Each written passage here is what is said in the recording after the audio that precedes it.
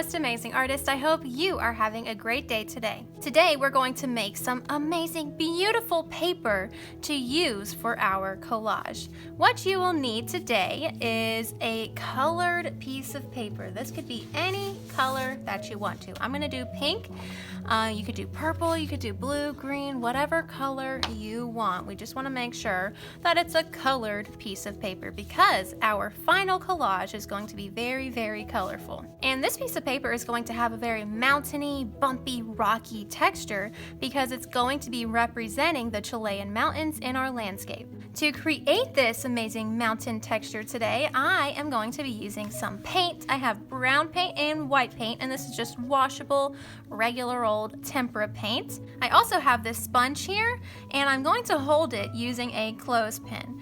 Now, if you're at home and you have everything except for a clothespin, then that's fine. You can just use your fingers.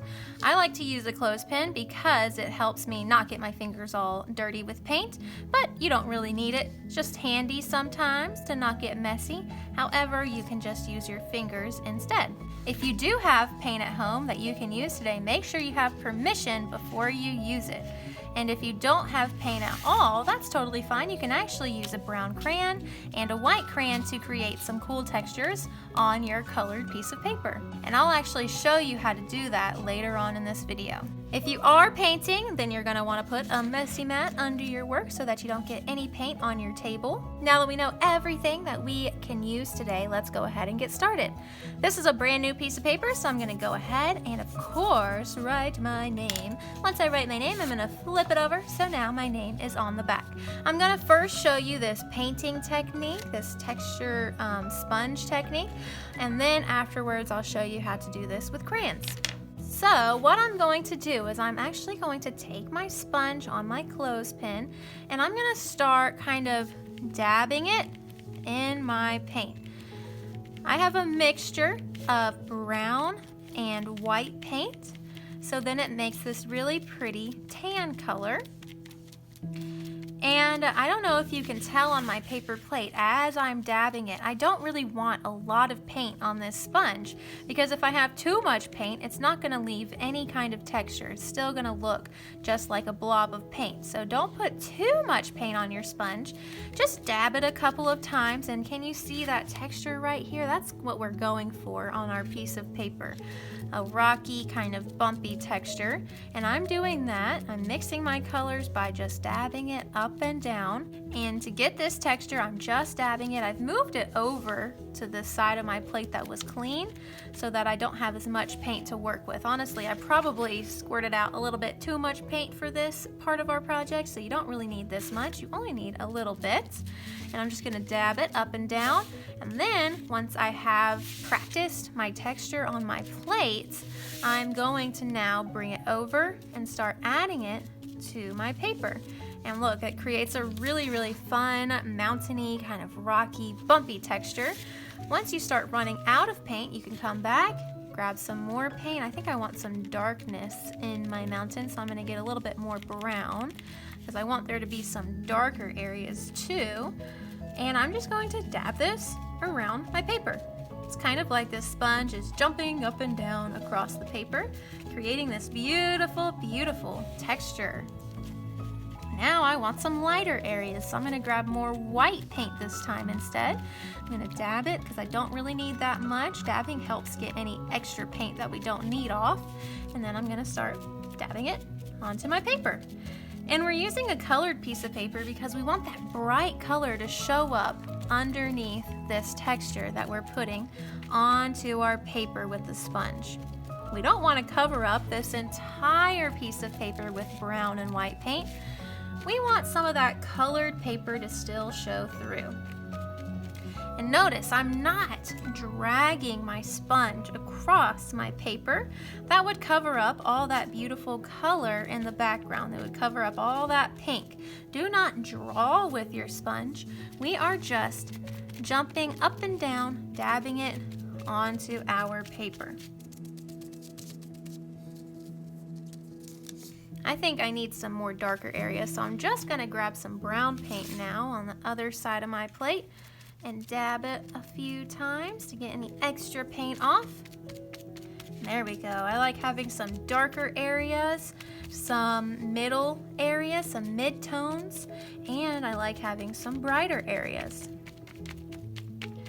Try to have some dark, middle, and lighter areas for your paper as well.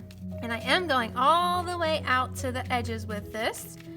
And like I said, we want some of that pink to show through, so I'm probably done now. Like, I don't want to do this too many times because then I'm going to cover up all that beautiful pink color showing underneath.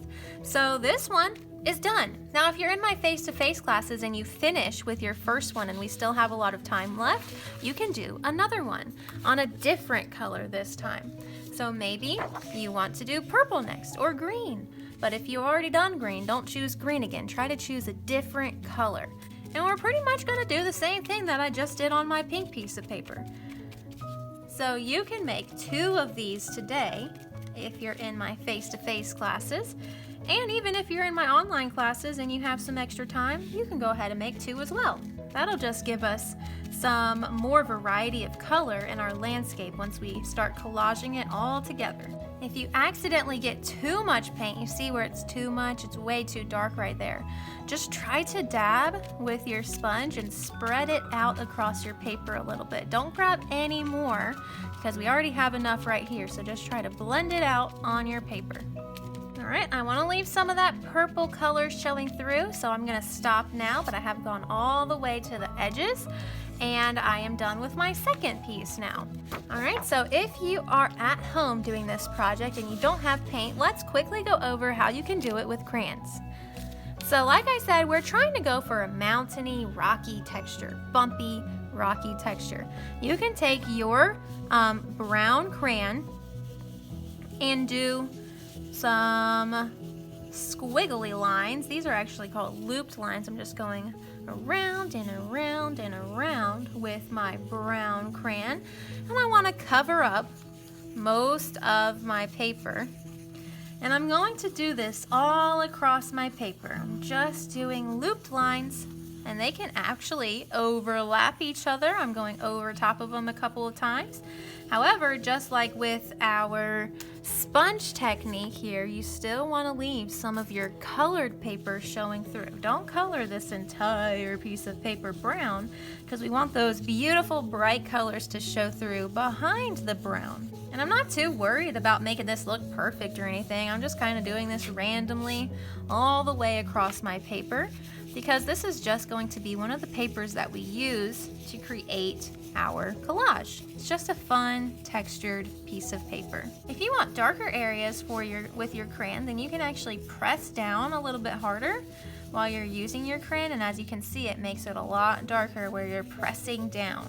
I am done with my brown, and now I can take my white, and white is a little bit tough to get to show up, so you will have to press down a little bit harder to get it to start showing up. But I'm just going to do the same thing, do loopy lines all the way across my paper on top of where I colored with my brown.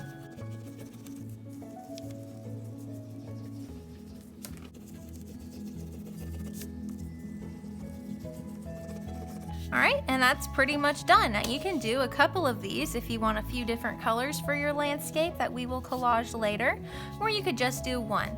I definitely recommend doing at least 2 though, because then you'll have a lot of variety or different colors in your landscape and it will make it a lot more interesting. And that's pretty much it. I hope you guys have had a lot of fun creating your textured papers today.